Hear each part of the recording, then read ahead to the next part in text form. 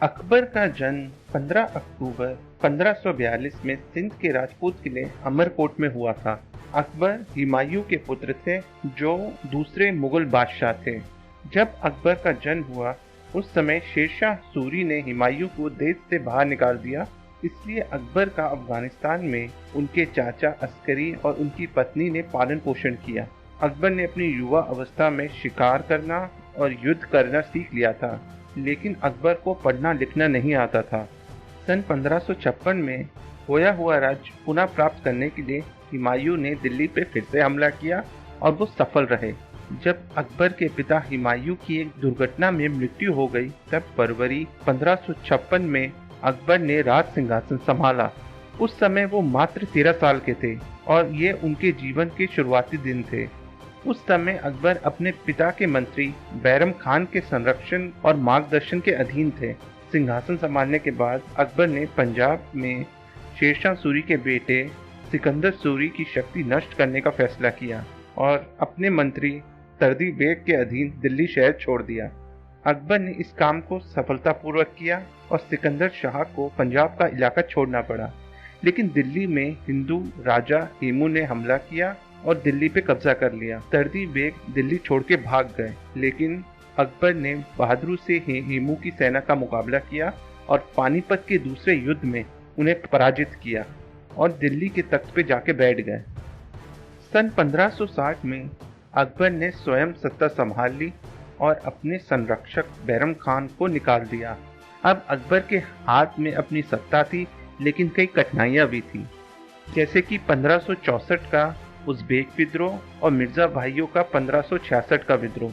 लेकिन अकबर ने बड़ी कुशलता से इन समस्याओं का हल निकाल लिया। सन 1562 में आमेर के शासक से उन्होंने समझौता किया। इस प्रकार राजपूत राजाओं को अपनी ओर कर लिया और अपनी शक्ति बहुत बढ़ा ली। धार्मिक सहिष्णुता का अनोखा परिचय देते हुए हिंदू तीर्थ स्थानों पर लगाकर जजिया हटा दिया। इसके अतिरिक्त उन्होंने जबरदस्ती युद्ध बंदियों का धर्म बदलवाने पर भी प्रतिबंध लगवा दिया। 1560 के दशक में अपनी सत्ता मजबूत करने के बाद अगले 40 साल तक अकबर ने अपने राज्य का खूब विस्तार किया। सबसे पहले उन्होंने मालवा को 1562 में जीता। इसके बाद एक के बाद एक गुजरात को 1572 में और बंगाल को 1574 में जीता। कुछ साल बाद उन्होंने काबुल को 1581 में, कश्मीर को 1586 में और खानदेश को 601 में जीत लिया।